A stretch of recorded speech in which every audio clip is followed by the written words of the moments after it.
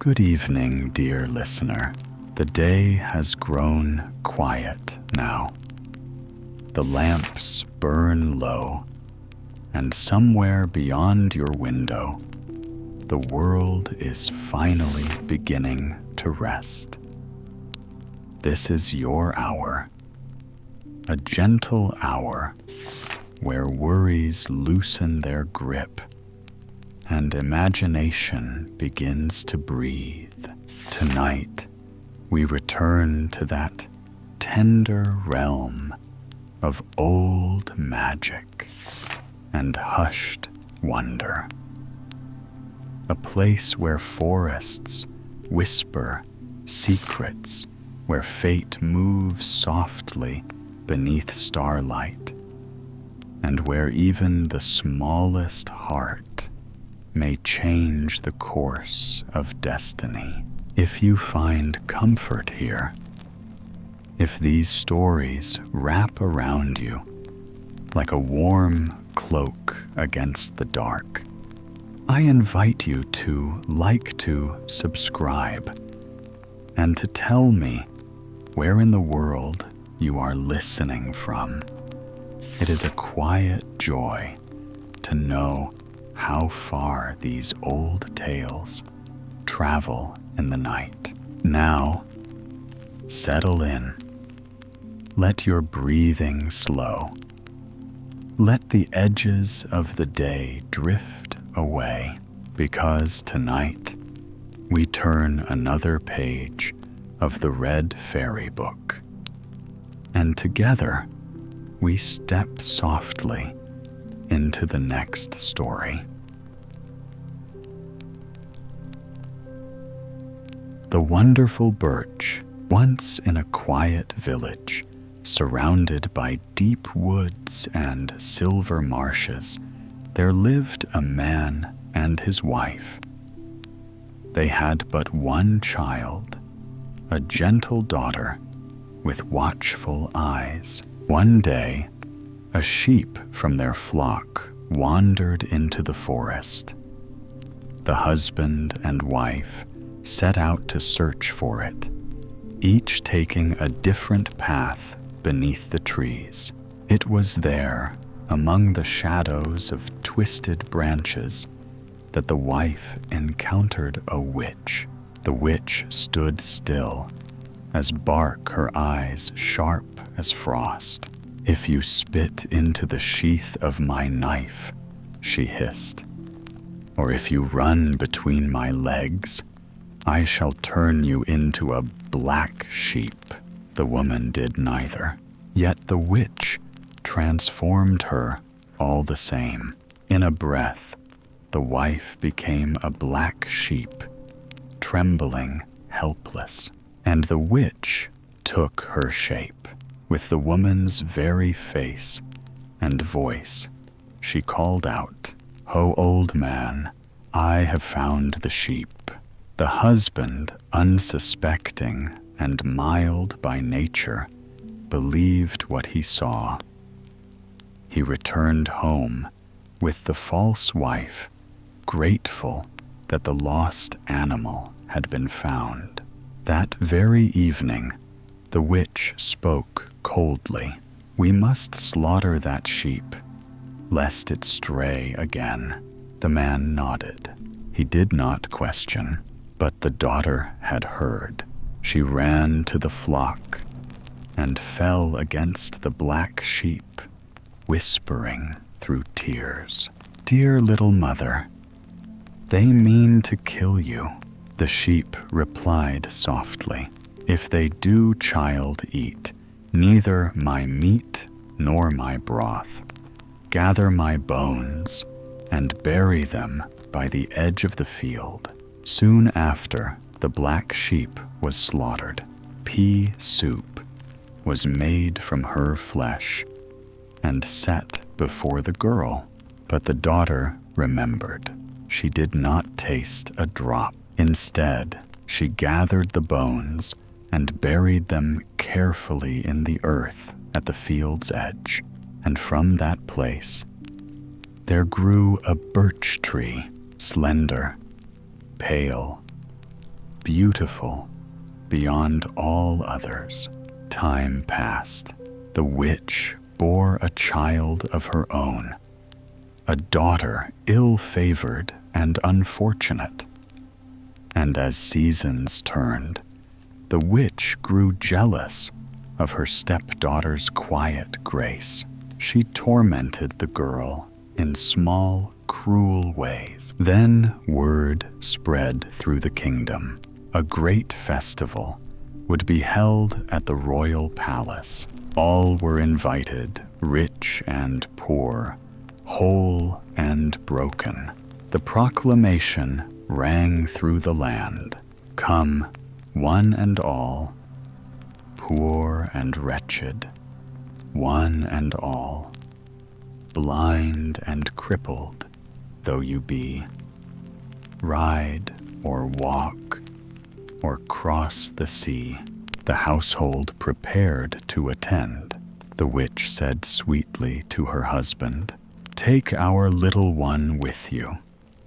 I shall give the elder girl work, so she will not grow idle." When they left, the witch scattered barley corns into the hearth ashes. If you have not gathered every grain before nightfall, she warned, I shall eat you. The girl wept.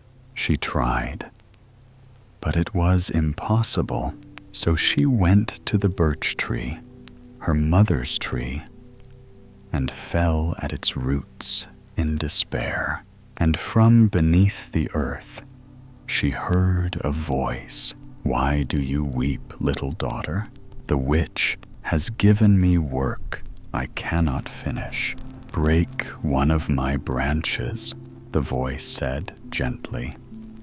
"Strike the hearth crosswise." She obeyed. At once, the barley leapt clean into the pot. Then the voice instructed her further.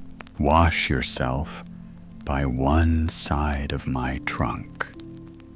Dry yourself on another. Dress on the third." When she did, she was transformed. Clothed in garments finer than dawn, a horse stood waiting its mane, shining like woven gold and silver. She mounted and rode to the palace, swift as an arrow. The prince himself came out to meet her. He tied her horse. He led her within. All gazed at her in wonder. She sat beside him at the feast. No one knew who she was. But beneath the table, the witch's daughter gnawed bones like a starved dog.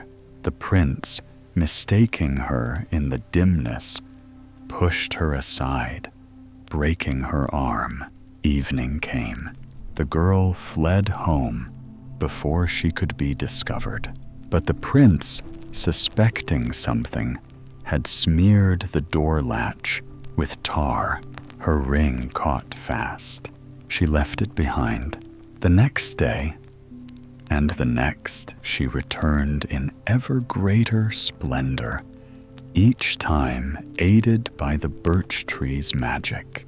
Each time the witch's daughter suffered some misfortune, a broken leg, a blinded eye, while gnawing under tables. Each time the prince laid tar to trap a token. At last, he gathered all three lost treasures: the ring, the circlet, the golden slippers. On the fourth day, he declared, "The maiden whom these fit shall be my bride." The witch tried to force them onto her daughter. She carved, she shaved, she bound, but truth does not bend forever.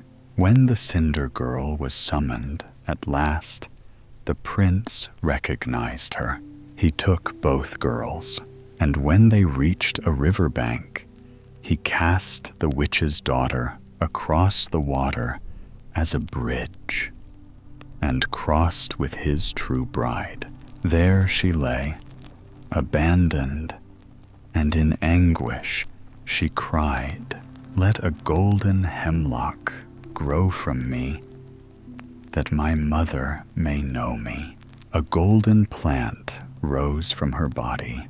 When the witch later came upon it and cut it down, she heard her daughter's voice.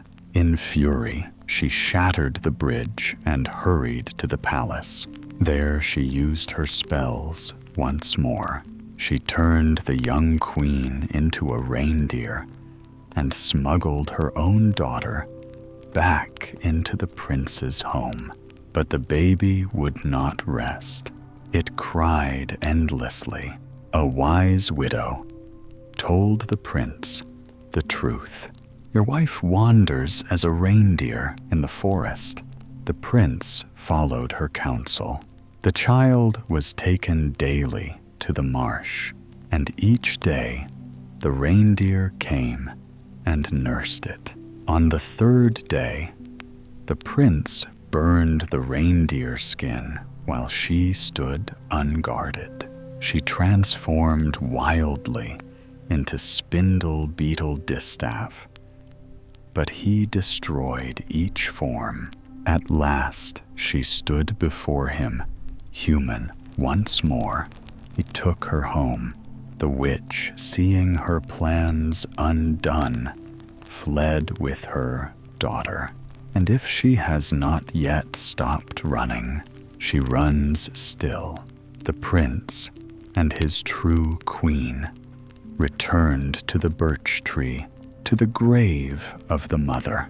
There they received riches untold, and in the palace they lived long in peace and justice. And the birch tree still stands at the edge of the field, pale and watchful, guarding love that even witchcraft could not destroy. Jack Ajack sells the cow and the beanstalk. Once in a small village, at the edge of that forest, there lived a man and his wife, and they had only one daughter. They were simple people, neither rich nor poor, living in a modest house with a warm hearth and a small flock of sheep grazing near the trees. One morning, one of the sheep wandered away into the woods, and so the husband and wife set out to search for it, each taking a different path beneath the tall and whispering branches.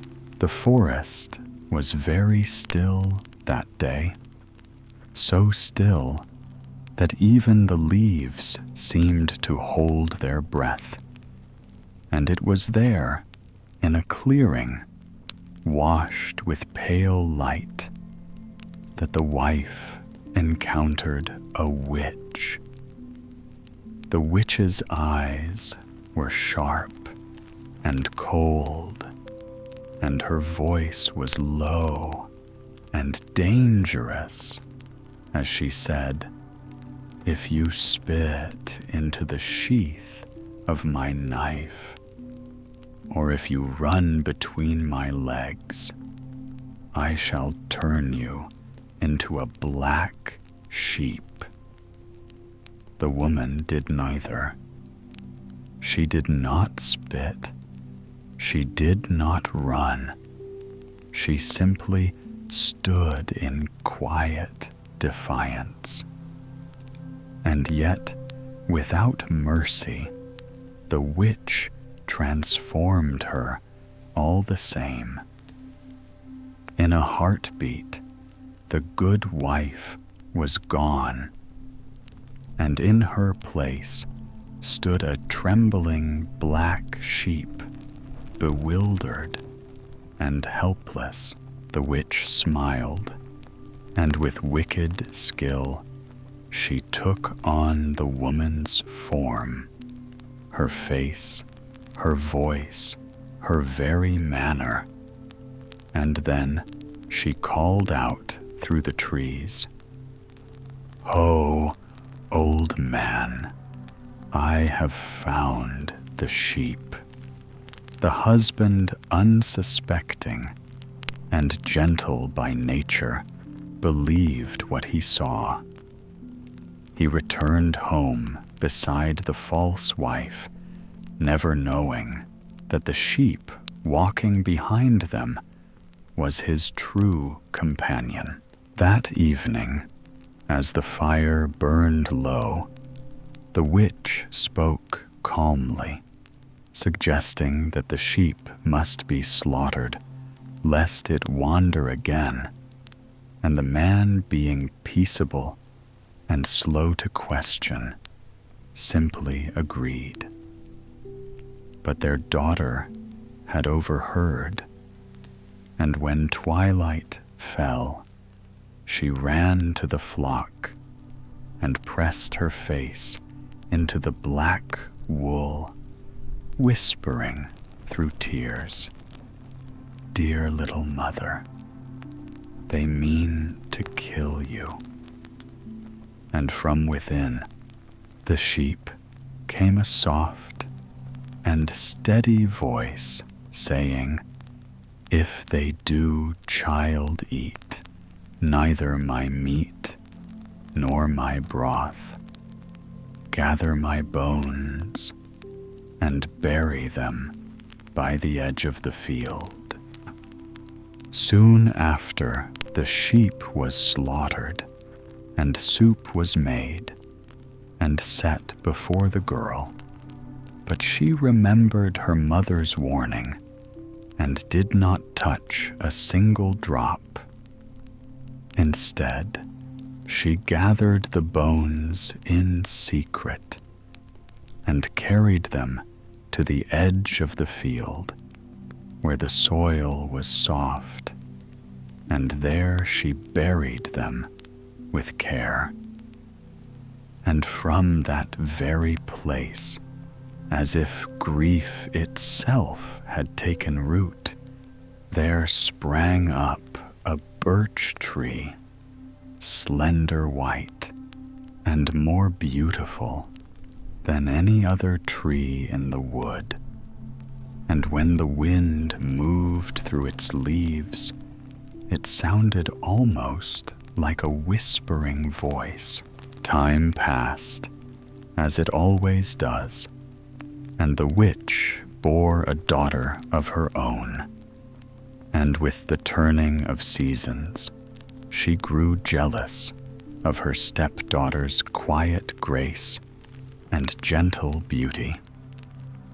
She tormented the girl with cruel tasks and harsh words. And then, one day, a proclamation rang throughout the kingdom that a great festival would be held at the royal palace, and that all people, rich and poor alike, were invited to attend. The household stirred with excitement, and the witch said sweetly to her husband that he should take their younger child, while she gave the elder girl work to keep her busy. As soon as they left, the witch scattered barley corns into the ashes of the hearth, and warned that if every grain was not gathered before nightfall, the girl would suffer dearly. The child tried her fingers, blackened with ash, but the task was impossible. And so, in her despair, she walked to the birch tree and knelt at its roots, weeping softly. The wind stirred the leaves, and from beneath the earth came her mother's voice, asking why she wept.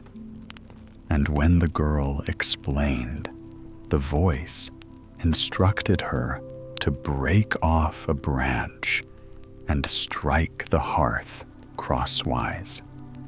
She did so, and instantly the barley flew clean into the pot, and the hearth was restored. And then the voice told her to wash herself by one side of the trunk, dry herself on another, and dress on the third. When she obeyed, she was transformed, clothed in garments that shimmered like dawn, and beside her stood a horse with a mane of gold and silver, finer than sunlight on water. She mounted and rode to the palace, swift as an arrow, and there the prince himself came forward, tied her steed, and led her inside.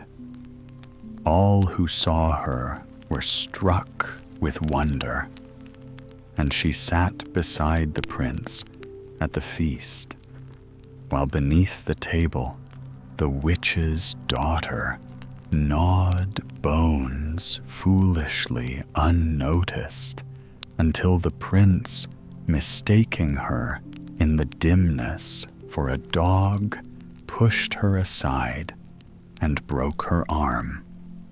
As evening deepened, the girl slipped away, but the prince had smeared the door latch with tar, and her ring caught fast. She left it behind and rode home through the dark. This happened again on the following days, each time the birch tree clothing her in even greater splendor, each time the prince laying a trap, and each time she leaving behind some treasure. A circlet golden slippers, until at last he gathered them all and declared that the maiden whom they fit would be his bride. The witch tried desperately to force them onto her own daughter, cutting and binding and shaping where she could, but truth does not bend to cruelty forever. And when the girl was summoned from her place behind the stove, the prince knew her at once. He took her hand, and when they reached a river, he cast the witch's daughter across the water to serve as a bridge, and crossed with his true bride. In anguish, the abandoned girl cried out, and from her body sprang a golden hemlock as a sign for her mother. The witch, discovering it, raged and shattered the bridge, and tried once more to undo what had been restored, turning the young queen into a reindeer. But love endured. The prince followed wise counsel, burned the enchanted skin, and though she shifted into spindle and beetle and distaff in her desperation, he broke each enchantment until she stood before him once more in human form. The witch fled into the wilderness with her daughter, and perhaps, if you listen carefully on a restless night, you might imagine you hear her still running through distant woods. The prince and his queen returned to the birch tree that had grown from love and sorrow, and from that sacred place they received riches beyond counting. They lived long and ruled kindly, and the birch tree remained at the edge of the field, pale and watchful, whispering softly that even when love is buried in darkness, it may rise again in quiet beauty. And now, let the forest grow distant. Let the wind move gently through the leaves, and allow yourself to rest beneath the stillness of that white and silent tree. Wonderful growth of the beanstalk. Jack stood in the doorway, hardly daring to breathe. Before him rose the beanstalk. It was no ordinary plant, no slender vine twining gently around a pole, but a towering green ladder that stretched upward beyond sight, its stem thick and strong, its leaves broad as shields, its tendrils coiling like ropes made for climbing. He called his mother, and together they gazed upward in silent wonder. The beanstalk was not only astonishingly tall, but sturdy enough to bear a boy's weight. "I wonder where it ends," Jack whispered at last. "I think I will climb up and see." His mother felt a tremor of fear at the thought. It was a strange ladder indeed, one that had sprung from magic beans in a single night. She begged him not to venture into the unknown heights.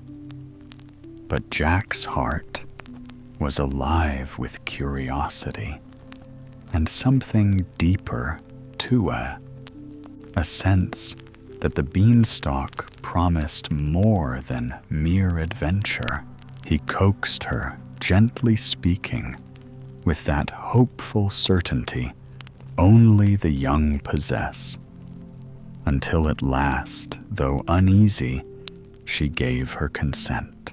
And so Jack began to climb.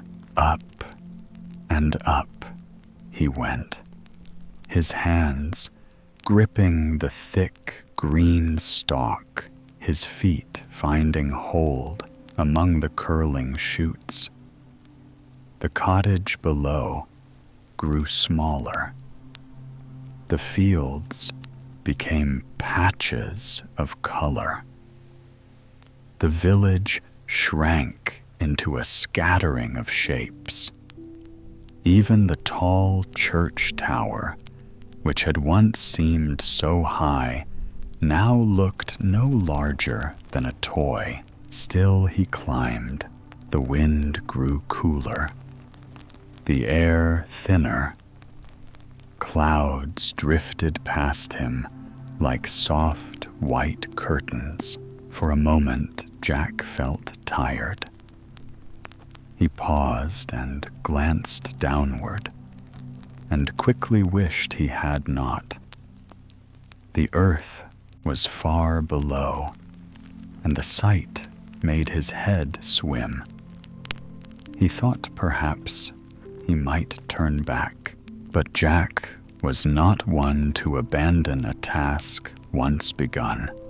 He rested only a little while, and then, drawing a deep breath, continued upward. At last, after what felt like hours, he reached the top. He pulled himself over the final curl of vine and stood upright in a land unlike any he had ever seen. It was beautiful. Rolling meadows spread before him, dotted with sheep that grazed upon grass bright as emerald. A clear crystal stream wound its way through the fields, catching the light like silver thread. Fine woods bordered the pastures, and beyond them, perched upon a high rock, stood a great and formidable castle. Jack stared. How could such a place exist, and yet be unknown to him? But as he looked more closely, he saw that the castle stood upon a sheer rock face, separated from all he had known, as if by another world entirely. As he gazed, a strange figure emerged from the edge of the wood. It was a woman, though not like any woman Jack had seen before. She wore a pointed red cap trimmed with ermine, her long hair flowing loose about her shoulders. She carried a staff and walked with quiet authority. Jack removed his cap politely and bowed. "If you please, ma'am," he said. "Is that your house?" The old woman regarded him with keen eyes. "No," she said slowly, "but I will tell you whose it once was." And so she began. She told him of a noble knight who had once lived in that castle, a brave and generous man who dwelt near the borders of fairyland. The fair folk had favored him and bestowed upon him precious gifts, treasures whispered about in distant lands. Rumors of these riches reached the ears of a monstrous giant, wicked and greedy, who lived not far away. The giant bribed a servant to betray his master, entered the castle in the night, and slew the knight in his sleep. He killed the children in their nursery, and would have killed the lady of the castle too, had she not been spared by chance.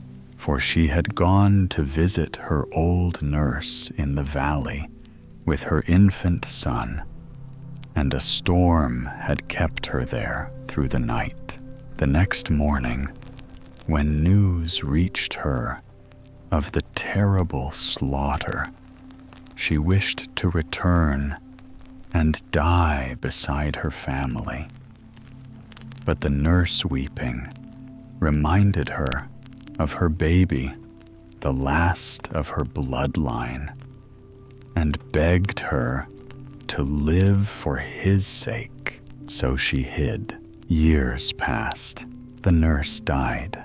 The lady lived quietly in a humble cottage, spinning at her wheel, tending a cow growing beans and peas in a small garden, gleaning at harvest time to feed her child.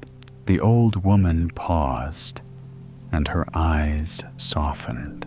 "Jack," she said gently, "that poor lady is your mother, and that castle was your father's." Jack felt his heart leap. "My mother. Then what must I do?" "You must win it back," she said.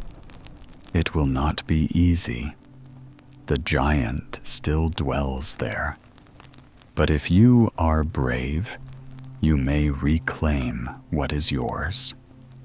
Within those walls are treasures, a hen that lays golden eggs, and a harp that speaks. Remember, all that the giant holds belongs to you." And as suddenly as she had appeared, The lady in red vanished. Jack knew then that she had been no ordinary woman, but a fairy. He did not hesitate.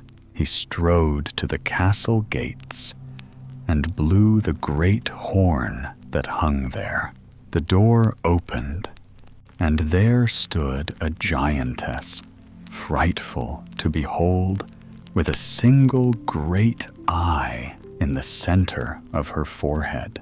Jack turned to flee, but she caught him easily and dragged him inside. Ho ho, she laughed. A brave little morsel. You shall not escape. I am weary of my endless work, and I shall keep you as my page. You shall clean and polish and tend the fires, but you must hide when my husband is home, for he has eaten every boy before you. Jack trembled, and yet he remembered that fear, if allowed to rule, would undo him. He steadied his voice. I will serve you well, madam, he said. Only hide me from your husband. The giantess seemed pleased. She led him to a vast wardrobe in the hall and shut him inside. The keyhole was large enough that Jack could breathe and see. Soon the castle shook with a heavy tread upon the stairs. A booming voice echoed through the hall. Fe, fa, fi, fo, fum. I smell the blood of an Englishman. Be he alive or be he dead, I'll grind his bones to make my bread. Jack's heart pounded. There is a man here, roared the giant, but the giantess scolded him, telling him it was only the scent of fresh meat she had prepared. She set before him a great dish of steaming food, and the giant soon forgot his suspicion. After his meal, he lumbered away. The wardrobe door opened. Jack stepped out into the vast hall, weak with relief. He worked diligently that day, polishing knives, blacking boots, tending fires, and the giantess, finding him obedient and quiet, fed him well. When evening came, she hid him once more in the wardrobe, and thus began Jack's strange and perilous life in the castle above the clouds. Jack stood in the doorway, hardly daring to breathe. Before him rose the beanstalk. It was no ordinary plant, no slender vine twining gently around a pole, but a towering green ladder that stretched upward beyond sight, its stem thick and strong, its leaves broad as shields, its tendrils coiling like ropes made for climbing. He called his mother, and together they gazed upward in silent wonder. The beanstalk was not only astonishingly tall, but sturdy enough to bear a boy's weight. I wonder where it ends, Jack whispered at last. I think I will climb up and see. His mother felt a tremor of fear at the thought. It was a strange ladder, indeed, one that had sprung from magic beans in a single night. She begged him not to venture into the unknown heights. But Jack's heart was alive with curiosity, and something deeper, too, a sense that the beanstalk promised more than mere adventure. He coaxed her, gently speaking, with that hopeful certainty only the young possess, until at last, though uneasy, she gave her consent. And so Jack began to climb. Up and up he went, his hands gripping the thick green stalk, his feet finding hold among the curling shoots. The cottage below grew smaller. The fields became patches of color. The village shrank into a scattering of shapes. Even the tall church tower, which had once seemed so high, now looked no larger than a toy. Still he climbed. The wind grew cooler, the air thinner. Clouds drifted past him like soft white curtains. For a moment, Jack felt tired. He paused and glanced downward and quickly wished he had not. The earth was far below, and the sight made his head swim. He thought perhaps he might turn back, but Jack was not one to abandon a task once begun. He rested only a little while, and then, drawing a deep breath, continued upward. At last, after what felt like hours, he reached the top. He pulled himself over the final curl of vine and stood upright in a land unlike any he had ever seen. It was beautiful. Rolling meadows spread before him, dotted with sheep that grazed upon grass bright as emerald. A clear crystal stream wound its way through the fields, catching the light like silver thread. Fine woods bordered the pastures, and beyond them, perched upon a high rock, stood a great and formidable castle. Jack stared. How could such a place exist, and yet be unknown to him? But as he looked more closely, he saw that the castle stood upon a sheer rock face, separated from all he had known, as if by another world entirely. As he gazed, a strange figure emerged from the edge of the wood. It was a woman, though not like any woman Jack had seen before. She wore a pointed red cap trimmed with ermine, her long hair flowing loose about her shoulders. She carried a staff and walked with quiet authority. Jack removed his cap politely and bowed. "If you please, ma'am," he said. "Is that your house?" The old woman regarded him with keen eyes. "No," she said slowly, "but I will tell you whose it once was." And so she began. She told him of a noble knight who had once lived in that castle, a brave and generous one who dwelt near the borders of fairyland. The fair folk had favored him and bestowed upon him precious gifts, treasures whispered about in distant lands. Rumors of these riches reached the ears of a monstrous giant, wicked and greedy, who lived not far away.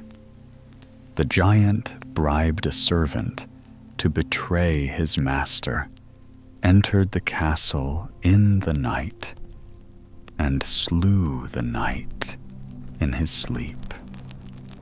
He killed the children in their nursery, and would have killed the lady of the castle too, had she not been spared by chance, for she had gone to visit her old nurse in the valley with her infant son, and a storm had kept her there through the night. The next morning, when news reached her of the terrible slaughter, she wished to return and die beside her family. But the nurse, weeping, reminded her of her baby, the last of her bloodline, and begged her to live for his sake. So she hid. Years passed. The nurse died. The lady lived quietly in a humble cottage, spinning at her wheel, tending a cow, growing beans and peas in a small garden, gleaning at harvest time to feed her child. The old woman paused, and her eyes softened. "Jack," she said gently, "that poor lady is your mother, and that castle was your father's." Jack felt his heart leap. "My mother. Then what must I do?" "You must win it back," she said. "It will not be easy. The giant still dwells there. But if you are brave, you may reclaim what is yours. Within those walls are treasures, a hen that lays golden eggs, and a harp that speaks. Remember, all that the giant holds belongs to you." And as suddenly as she had appeared, the lady in red vanished. Jack knew then that she had been no ordinary woman, but a fairy. He did not hesitate. He strode to the castle gates and blew the great horn that hung there. The door opened, and there stood a giantess, frightful to behold, with a single great eye in the center of her forehead. Jack turned to flee, but she caught him easily and dragged him inside. "Ho ho," she laughed. "A brave little morsel. You shall not escape. I am weary of my endless work, and I shall keep you as my page. You shall clean and polish and tend the fires. But you must hide when my husband is home, for he has eaten every boy before you." Jack trembled, and yet he remembered that fear, if allowed to rule, would undo him. He steadied his voice. "I will serve you well, madam," he said. "Only hide me from your husband." The giantess seemed pleased. She led him to a vast wardrobe in the hall and shut him inside. The keyhole was large enough that Jack could breathe and see. Soon the castle shook with a heavy tread upon the stairs. A booming voice echoed through the hall. "Fe, fa, fi, fo, fum. I smell the blood of an Englishman. Be he alive, or be he dead, I'll grind his bones to make my bread." Jack's heart pounded. "There is a man here," roared the giant. But the giantess scolded him, telling him it was only the scent of fresh meat she had prepared. She set before him a great dish of steaming food, and the giant soon forgot his suspicion. After his meal, he lumbered away. The wardrobe door opened. Jack stepped out into the vast hall, weak with relief. He worked diligently that day, polishing knives, blacking boots, tending fires, and the giantess, finding him obedient and quiet, fed him well. When evening came, she hid him once more in the wardrobe, and thus began Jack's strange and perilous life in the castle above the clouds. The hen that lays golden eggs. The giant came in to supper. Jack watched him through the keyhole and was amazed to see him pick a wolf's bone and put half a fowl at a time into his capacious mouth. When the supper was ended, he bade his wife bring him his hen that laid the golden eggs. "It lays as well as it did when it belonged to that paltry knight," he said. "Indeed, I think the eggs are heavier than ever." The giantess went away and soon returned with a little brown hen, which she placed on the table before her husband. "And now, my dear," she said, "I am going for a walk, if you don't want me any longer." "Go," said the giant. "I shall be glad to have a nap by and by." Then he took up the brown hen and said to her, "Lay." And she instantly laid a golden egg. "Lay," said the giant again, and she laid another. "Lay." He repeated the third time, and again a golden egg lay on the table. Now Jack was sure this hen was that of which the fairy had spoken. By and by, the giant put the hen down on the floor, and soon after went fast asleep, snoring so loud that it sounded like thunder. Directly Jack perceived that the giant was fast asleep, he pushed open the door of the wardrobe and crept out. Very softly, he stole across the room and, picking up the hen, made haste to quit the apartment.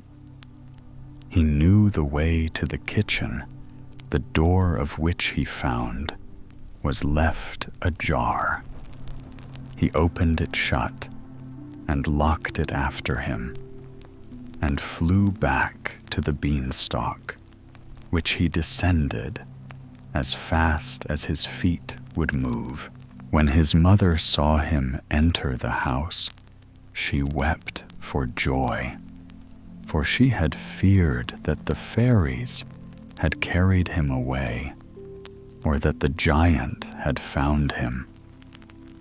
But Jack put the brown hen down before her and told her how he had been in the giant's castle and all his adventures. She was very glad to see the hen, which would make them rich once more. The money bags. Jack made another journey up the beanstalk to the giant's castle one day, while his mother had gone to market. But first, he dyed his hair and disguised himself. The old woman did not know him again, and dragged him in as she had done before to help her to do the work. But she heard her husband coming and hid him in the wardrobe, not thinking that it was the same boy who had stolen the hen. She bade him stay quite still there, or the giant would eat him.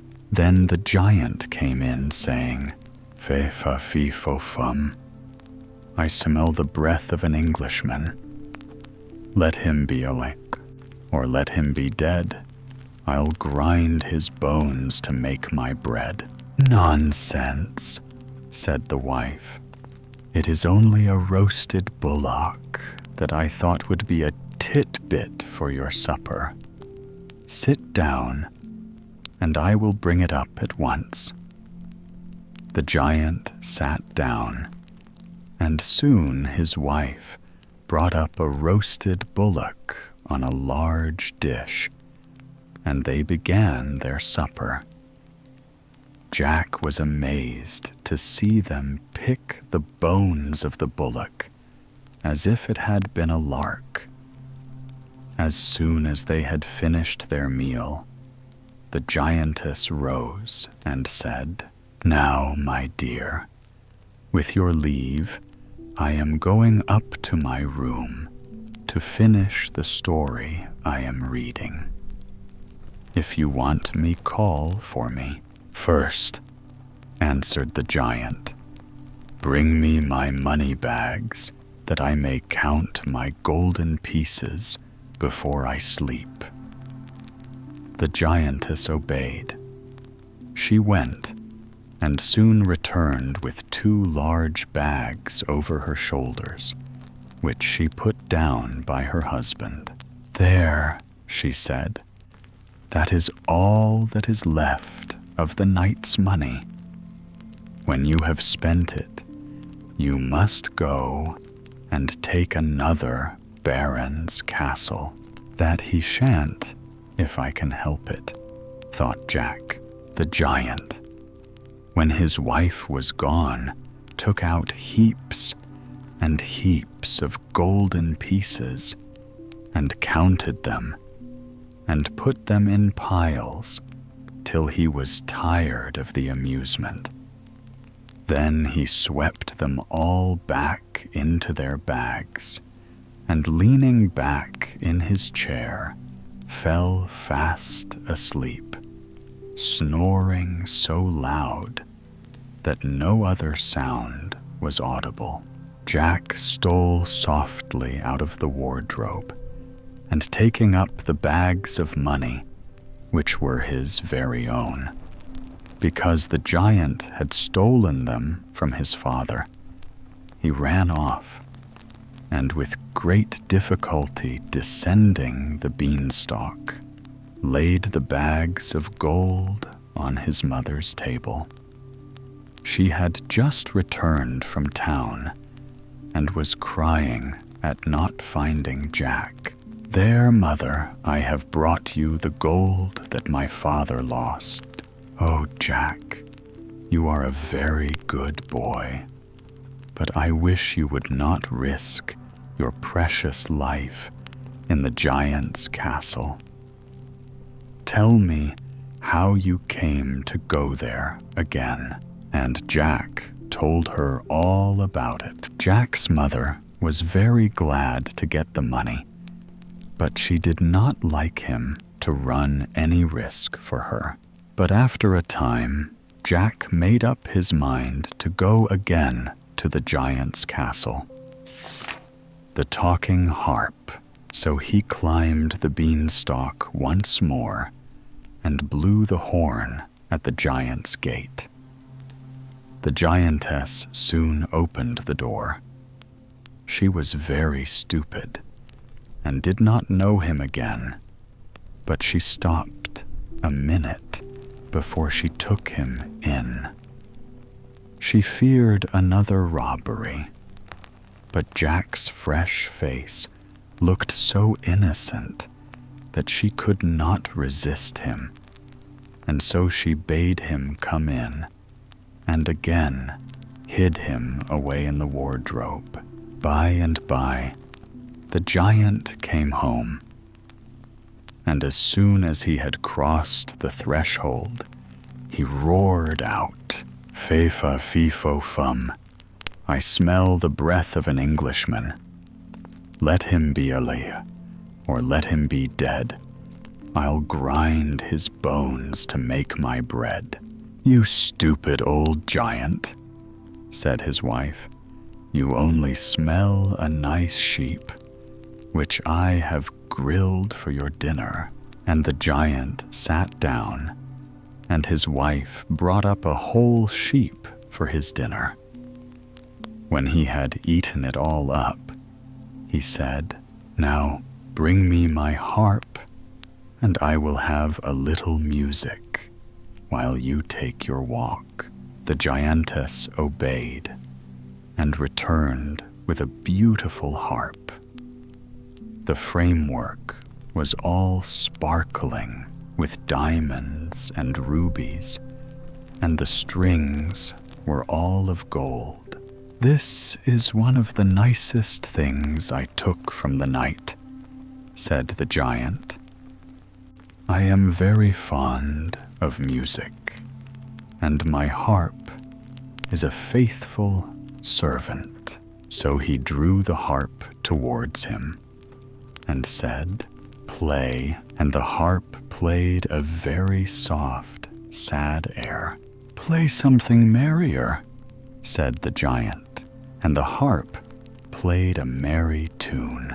"Now play me a lullaby," roared the giant, and the harp played a sweet lullaby, to the sound of which its master fell asleep. Then Jack stole softly out of the wardrobe and went into the huge kitchen to see if the giantess had gone out. He found no one there, so he went to the door and opened it softly, for he thought he could not do so with the harp in his hand. Then he entered the giant's room and seized the harp and ran away with it. But as he jumped over the threshold, the harp called out, "Master, master," and the giant woke up. With a tremendous roar, he sprang from his seat, and in 2 strides had reached the door. But Jack was very nimble. He fled like lightning, with the harp talking to it as he went, for he saw it was a fairy, and telling it he was the son of its old master, the knight. Still, the giant came on so fast that he was quite close to poor Jack, and had stretched out his great hand to catch him. But luckily, just at that moment, he stepped upon a loose stone, stumbled, and fell flat on the ground, where he lay at his full length. This accident gave Jack time to get on the beanstalk and hasten down it. But just as he reached their own garden, he beheld the giant descending after him. "Mother, mother," cried Jack, "make haste and give me the axe." His mother ran to him with a hatchet in her hand, and Jack, with one tremendous blow, cut through all the beanstalks except one. "Now, mother, stand out of the way," said he. "The giant breaks his neck." Jack's mother shrank back, and it was well she did so, for just as the giant took hold of the last branch of the beanstalk, Jack cut the stem quite through and darted from the spot. Down came the giant with a terrible crash, and as he fell on his head, he broke his neck and lay dead at the feet of the woman he had so much injured. Before Jack and his mother had recovered from their alarm and agitation. A beautiful lady stood before them. "Jack," said she, "you have acted like a brave knight's son, and deserve to have your inheritance restored to you. Dig a grave and bury the giant, and then go and kill the giantess." "But," said Jack, "I could not kill anyone unless I were fighting with him, and I could not draw my sword upon a woman. Moreover, the giantess was very kind to me." The fairy smiled on Jack. "I am very much pleased with your generous feeling," she said. "Nevertheless, return to the castle and act as you will find needful." Jack asked the fairy if she would show him the way to the castle, as the beanstalk was now down. She told him that she would drive him there in her chariot, which was drawn by 2 peacocks. Jack thanked her and sat down in the chariot with her.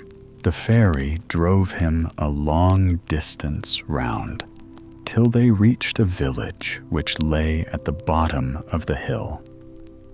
Here they found a number of miserable-looking men assembled. The fairy stopped her carriage and addressed them.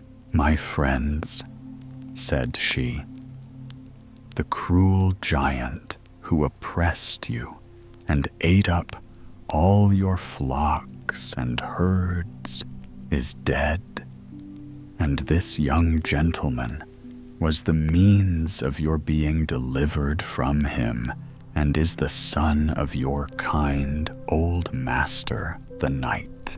The men gave a loud cheer at these words, and pressed forward to say that they would serve Jack as faithfully as they had served his father.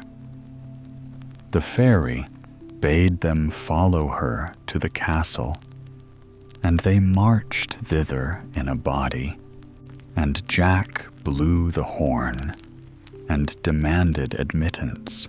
The old giantess saw them coming from the turret loophole. She was very much frightened, for she guessed that something had happened to her husband. And as she came downstairs, very fast, she caught her foot in her dress and fell from the top to the bottom and broke her neck. When the people outside found that the door was not opened to them, they took crowbars and forced the portal. Nobody was to be seen, but on leaving the hall, they found the body of the giantess at the foot of the stairs. Thus, Jack took possession of the castle. The fairy went and brought his mother to him with the hen and the harp. He had the giantess buried, and endeavored as much as lay in his power to do right to those whom the giant had robbed. Before her departure for fairyland, the fairy explained to Jack that she had sent the butcher to meet him with the beans, in order to try what sort of lad he was. "If you had looked at the gigantic beanstalk and only stupidly wondered about it," she said, "I should have left you where misfortune had placed you, only restoring her cow to your mother. But you showed an inquiring mind and great courage and enterprise, therefore you deserve to rise. And when you mounted the beanstalk, you climbed the ladder of fortune. She then took her leave of Jack and his mother. The little good mouse. Once upon a time, there lived a king and queen who loved each other so much that they were never happy unless they were together. Day after day, they went out hunting or fishing. Night after night, they went to balls or to the opera. They sang and danced and ate sugar plums and were the gayest of the gay, and all their subjects followed their example, so that the kingdom was called the Joyous Land. Now, in the next kingdom, everything was as different as it could possibly be. The king was sulky and savage, and never enjoyed himself at all. He looked so ugly and cross that all his subjects feared him, and he hated the very sight of a cheerful face. So if he ever caught anyone smiling, he had his head cut off that very minute. This kingdom was very appropriately called the Land of Tears. Now, when this wicked king heard of the happiness of the jolly king, he was so jealous that he collected a great army and set out to fight him. And the news of his approach was soon brought to the king and queen. The queen, when she heard of it, was frightened out of her wits and began to cry bitterly. "Sire," she said, "let us collect all our riches and run away as far as ever we can to the other side of the world." But the king answered, "Fie, madam, I am far too brave for that. It is better to die than to be a coward." Then he assembled all his armed men, and after bidding the queen a tender farewell, he mounted his splendid horse and rode away. When he was lost to sight, the queen could do nothing but weep and wring her hands and cry, "Alas, if the king is killed, what will become of me and of my little daughter?" And she was so sorrowful that she could neither eat nor sleep. The king sent her a letter every day, but at last, one morning, as she looked out of the palace window, she saw a messenger approaching in hot haste. "What news?" "Courier." "What news?" cried the queen.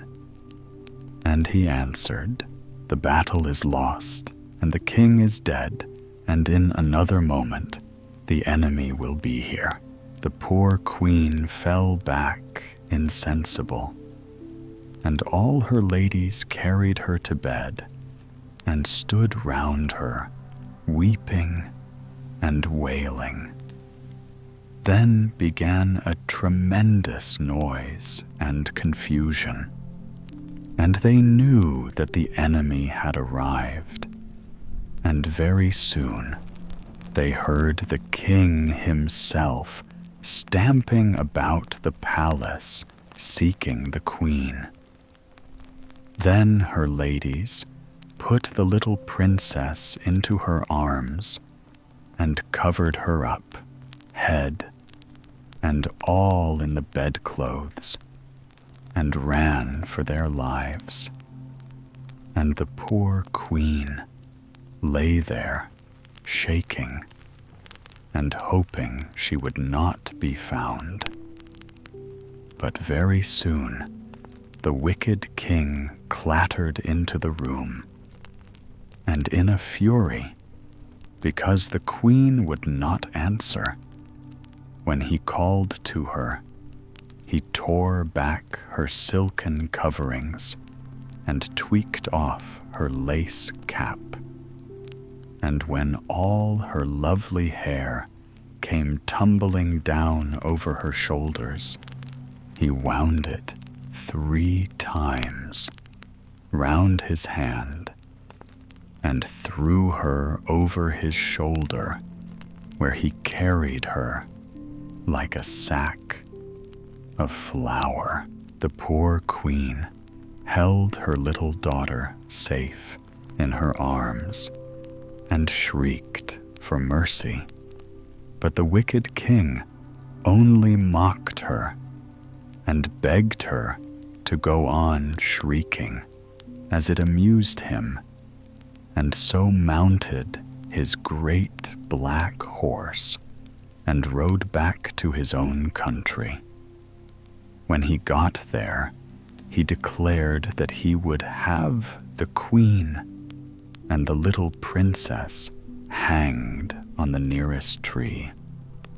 But his courtiers said that seemed a pity, for when the baby grew up, she would be a very nice wife for the king's only son. The king was rather pleased with this idea, and shut the queen up in the highest room of a tall tower, which was very tiny and miserably furnished, with a table and a very hard bed upon the floor.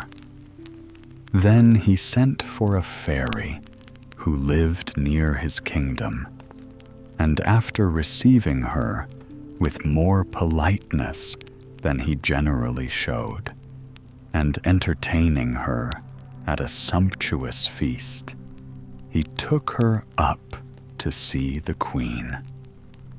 The fairy was so touched by the sight of her misery that when she kissed her hand, she whispered, "Courage, madam, I think I see a way to help you."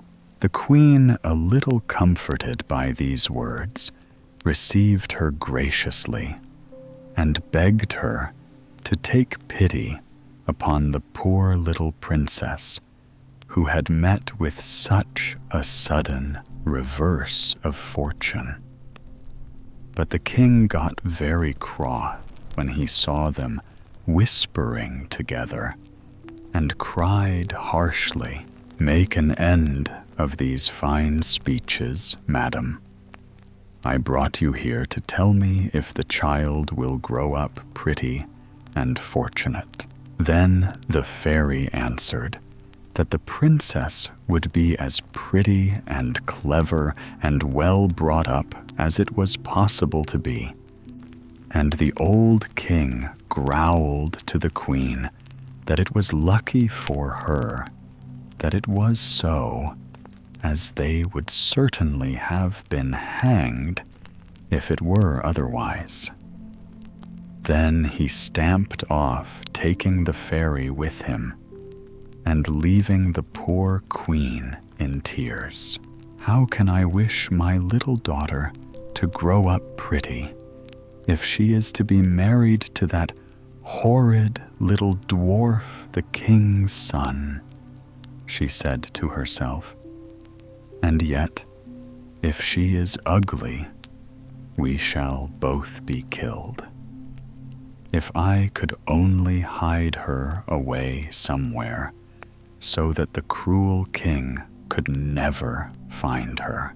As the days went on, the queen and the little princess grew thinner and thinner, for their hard-hearted jailer gave them every day only 3 boiled peas and a tiny morsel of black bread. So they were always terribly hungry. At last, one evening, as the queen sat at her spinning wheel, for the king was so avaricious that she was made to work day and night, she saw a tiny, pretty little mouse creep out of a hole and said to it, "Alas, little creature, what are you coming to look for here?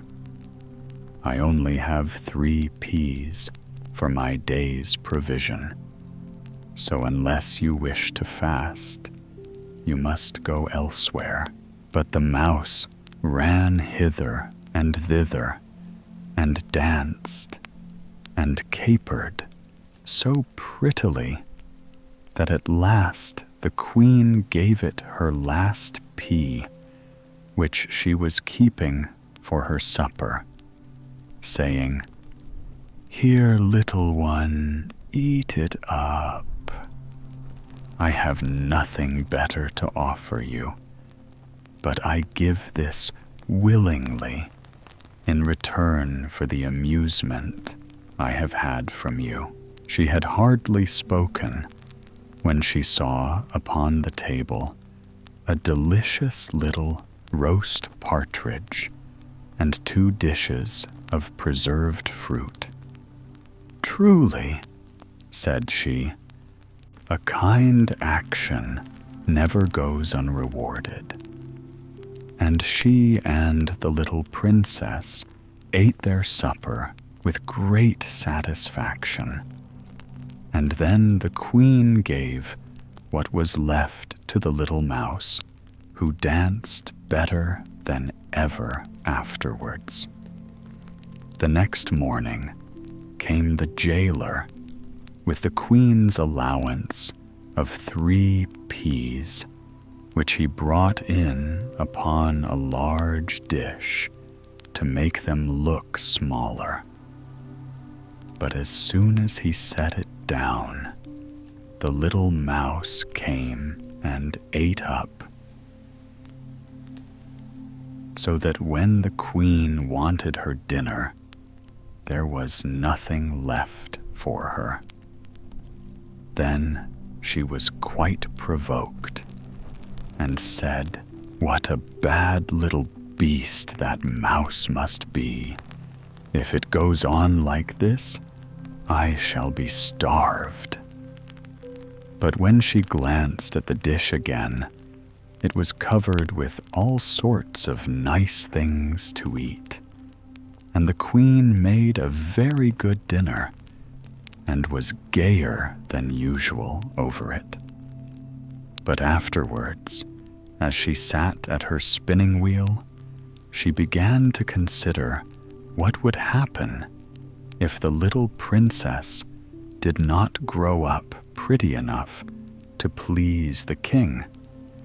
And she said to herself, "Oh, if I could only think of some way of escaping." As she spoke, she saw the little mouse playing in a corner with some long straws.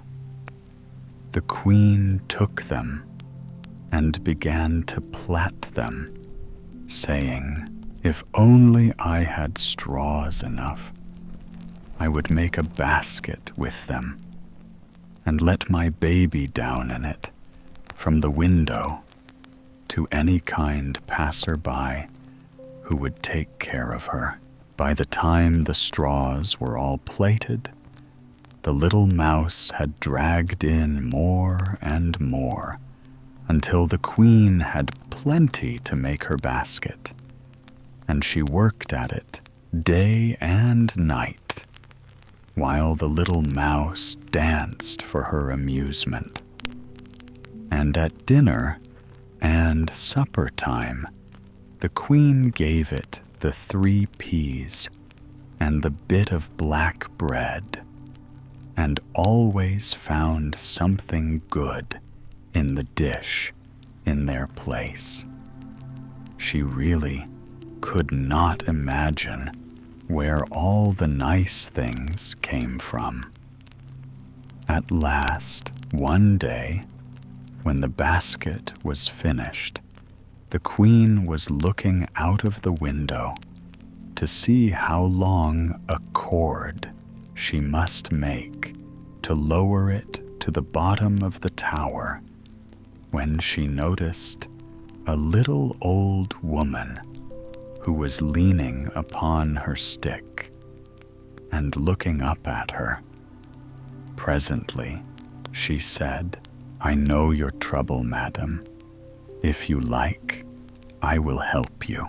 "Oh, my dear friend," said the queen, "if you really wish to be of use to me, you will come at the time that I will appoint, and I will let down my poor little baby in a basket.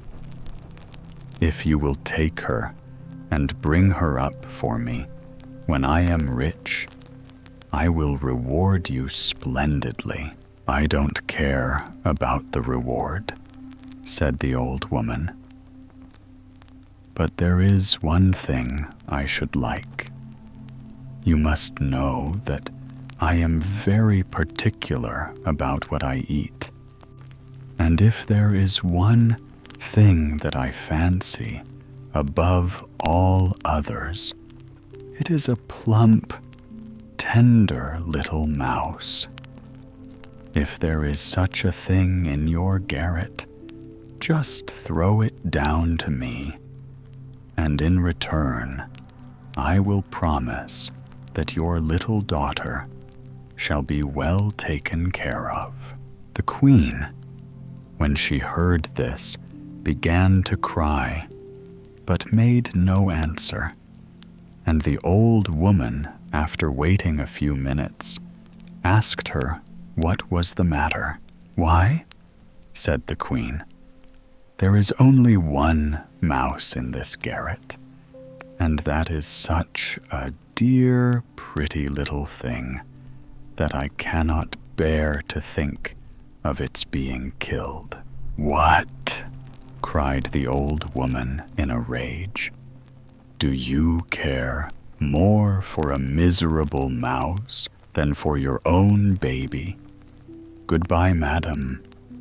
I leave you to enjoy its company, and for my own part, I thank my stars that I can get plenty of mice without troubling you to give them to me."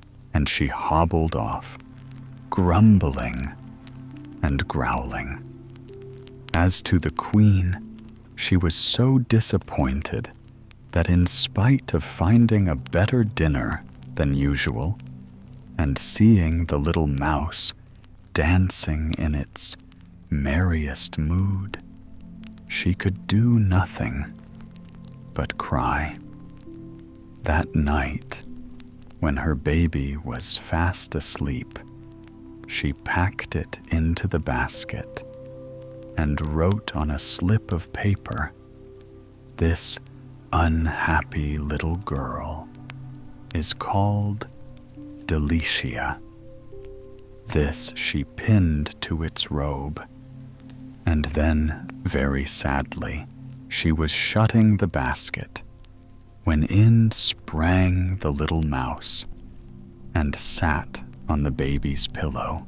"Ah, little one," said the queen, "it cost me dear to save your life. How shall I know now whether my Delicia is being taken care of or no? Anyone else would have let the greedy old woman have you and eat you up, but I could not bear to do it." Whereupon the mouse answered, "Believe me, madam, you will never repent of your kindness." The queen was immensely astonished when the mouse began to speak, and still more so when she saw its little sharp nose turn to a beautiful face, and its paws to hands and feet. Then it suddenly grew tall, and the queen recognized the fairy who had come with the wicked king to visit her. The fairy smiled at her astonished look and said, "I wanted to see if you were faithful and capable of feeling a real friendship for me. For you see, we fairies are rich in everything but friends, and those are hard to find. It is not possible that you should want for friends, you charming creature," said the queen, kissing her. "Indeed, it is so," the fairy said. "For those who are only friendly with me for their own advantage, I do not count at all. But when you cared for the poor little mouse, you could not have known there was anything to be gained by it.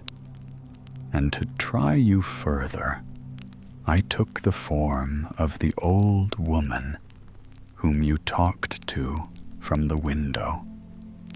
And then I was convinced that you really loved me."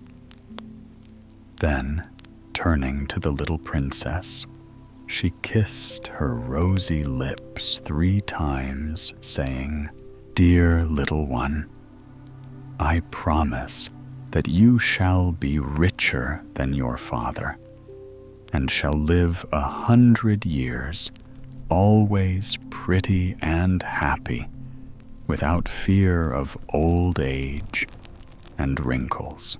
The queen, quite delighted, thanked the fairy gratefully and begged her to take charge of the little Delicia and bring her up as her own daughter. This she agreed to do, and then they shut the basket and lowered it carefully, baby and all, to the ground at the foot of the tower.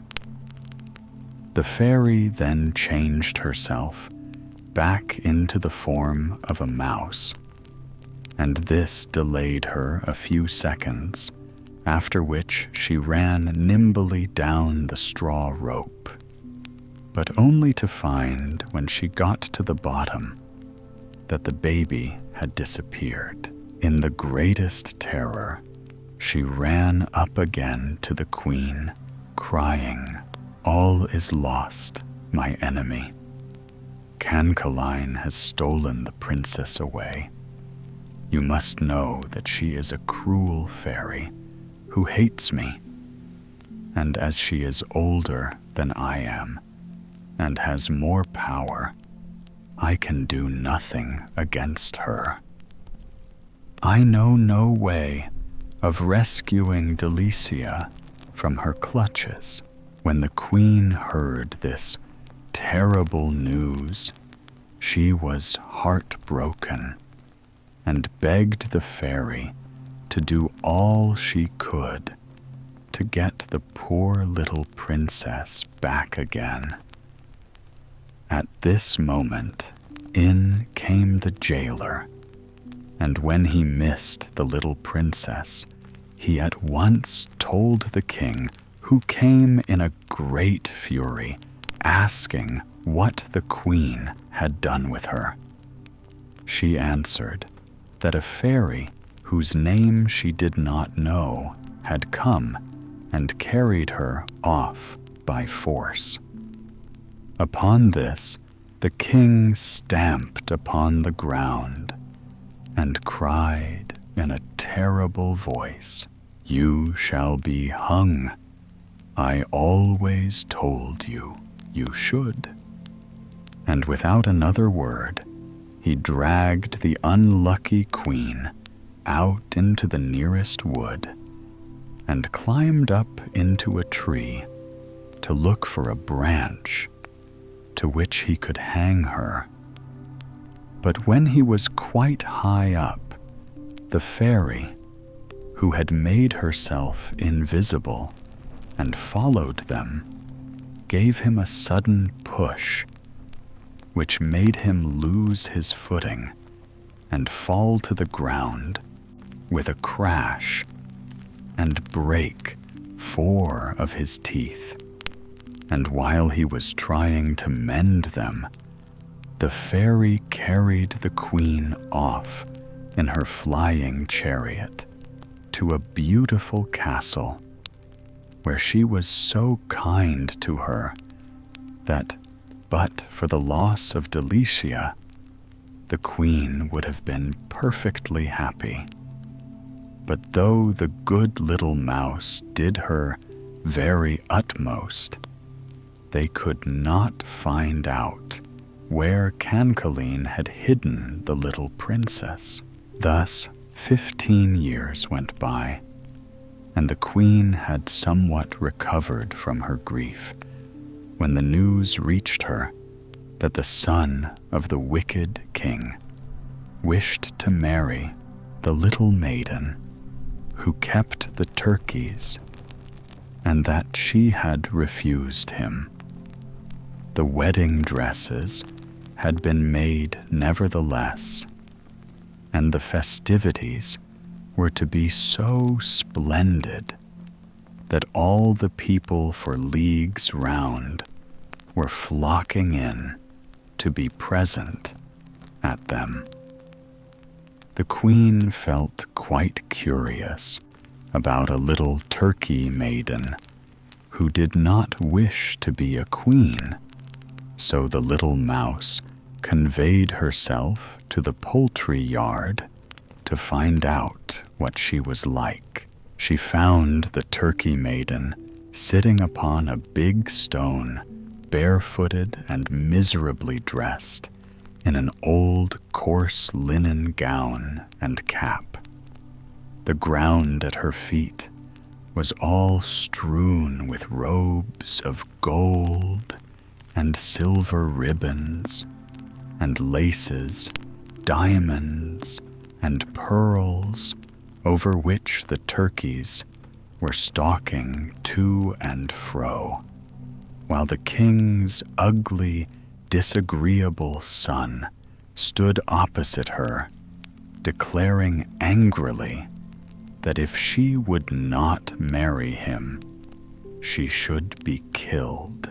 The turkey maiden answered proudly, "I never will marry you. You are too ugly and too much like your cruel father.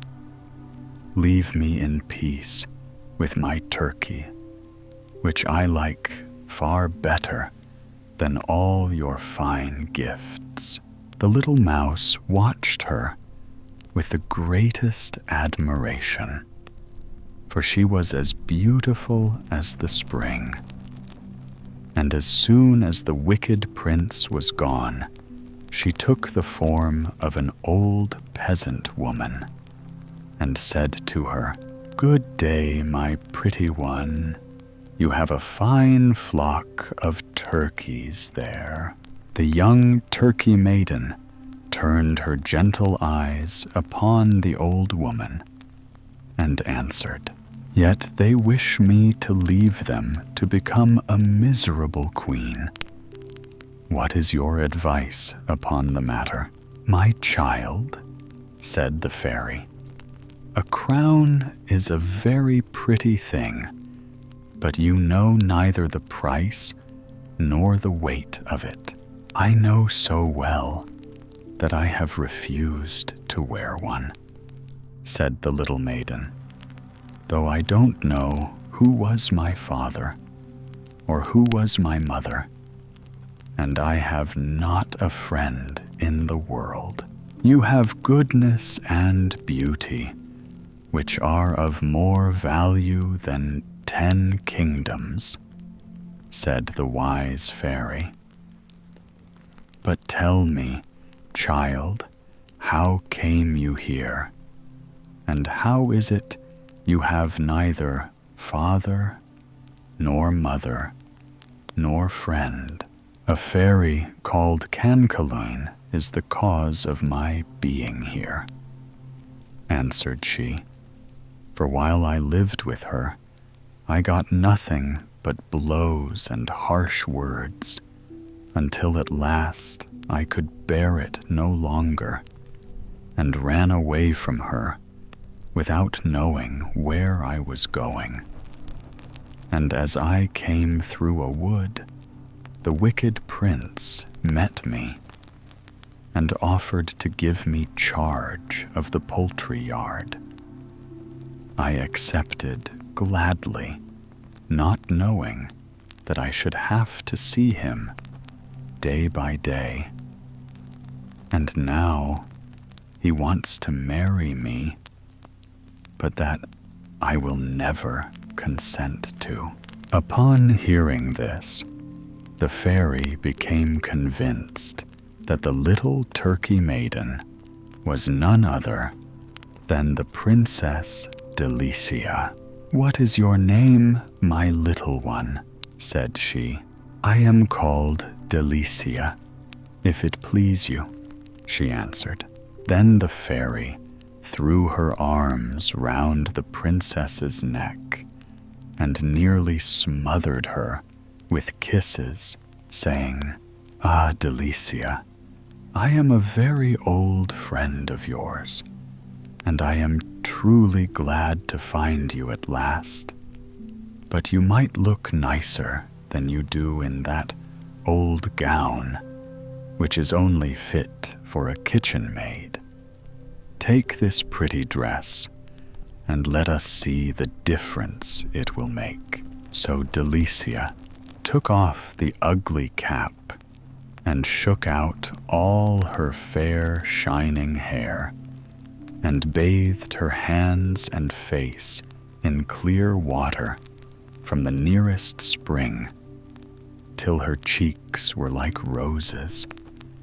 And when she was adorned with the diamonds and the splendid robe the fairy had given her, she looked the most beautiful princess in the world. And the fairy, with great delight, cried, "Now you look as you ought to look. Delicia, what do you think about it yourself?" And Delicia answered, "I feel as if I were the daughter of some great king." "And would you be glad if you were?" said the fairy. "Indeed I should," answered she. "Ah, well," said the fairy, "tomorrow I may have some pleasant news for you." So she hurried back to her castle, where the queen sat busy with her embroidery, and cried, "Well, madam, will you wager your thimble and your golden needle that I am bringing you the best news you could possibly hear?" "Alas," sighed the queen, "since the death of the jolly king and the loss of my Delicia, all the news in the world is not worth a pin to me." There, don't be melancholy," said the fairy. "I assure you the princess is quite well, and I have never seen her equal for beauty. She might be a queen tomorrow if she chose."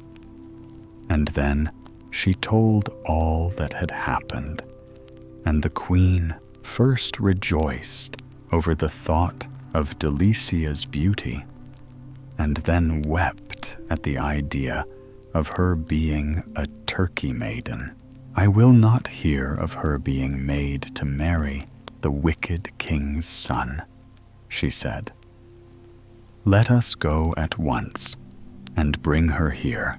In the meantime, the wicked prince, who was very angry with Delicia, had sat himself down under a tree and cried and howled with rage and spite until the king heard him and cried out from the window, "What is the matter with you, that you are making all this disturbance?" The prince replied, "It is all because our turkey maiden will not love me." "Won't love you, eh?" said the king. "We'll very soon see about that." So he called his guards and told them to go and fetch Delicia. "See if I don't make her change her mind pretty soon," said the wicked king with a chuckle. Then the guards began to search the poultry yard and could find nobody there but Delicia, who with her splendid dress and her crown of diamonds looked such a lovely princess that they hardly dared to speak to her. But she said to them very politely, "Pray tell me what you are looking for here." "Madam," they answered, "we are sent for an insignificant little person called Delicia." "Alas," said she, "that is my name. What can you want with me?" So the guards tied her hands and feet with thick ropes, for fear she might run away, and brought her to the king, who was waiting with his son. When he saw her, he was very much astonished at her beauty, which would have made anyone less hard-hearted sorry for her. But the wicked king only laughed and mocked at her, and cried, "Well, little fright, little toad, why don't you love my son, who is far too handsome and too good for you? Make haste and begin to love him this instant, or you shall be tarred and feathered." Then the poor little princess, shaking with terror, went down on her knees, crying, "Oh, don't tar and feather me, please. It would be so uncomfortable. Let me have 2 or 3 days to make up my mind, and then you shall do as you like with me." The wicked prince would have liked very much to see her tarred and feathered, but the king ordered that she should be shut up in a dark dungeon. It was just at this moment that the queen and the fairy arrived in the flying chariot, and the queen was dreadfully distressed at the turn affairs had taken, and said miserably that she was destined to be unfortunate all her days. But the fairy bade her take courage. "I'll pay them out yet," said she, nodding her head with an air of great determination. That very same night, as soon as the wicked king had gone to bed, the fairy changed herself into the little mouse, and creeping up on to his pillow, nibbled his ear, so that he squealed out quite loudly, and turned over on his other side. But that was no good, for the little mouse only set to work and gnawed away at the second ear until it hurt more than the first one. Then the king cried, "Murder!" and "Thieves!" and all his guards ran to see what was the matter, but they could find nothing, and nobody, for the little mouse had run off to the prince's room and was serving him in exactly the same way. All night long she ran from one to the other, until at last, driven quite frantic by terror and want of sleep, the king rushed out of the palace, crying, "Help, help, I am pursued by rats." The prince, when he heard this, got up also and ran after the king, and they had not gone far when they both fell into the river and were never heard of again. Then the good fairy ran to tell the queen, and they went together to the black dungeon where Delicia was imprisoned. The fairy touched each door with her wand, and it sprang open instantly, but they had to go through 40 before they came to the princess, who was sitting on the floor, looking very dejected. But when the queen rushed in and kissed her 20 times in a minute, and laughed and cried and told Delicia all her history, the princess was wild with delight. Then the fairy showed her all the wonderful dresses and jewels she had brought for her, and said, "Don't let us waste time. We must go and harangue the people." So she walked first, looking very serious and dignified, and wearing a dress, the train of which was at least 10 ells long. Behind her came the queen, wearing a blue velvet robe embroidered with gold, and a diamond crown that was brighter than the sun itself.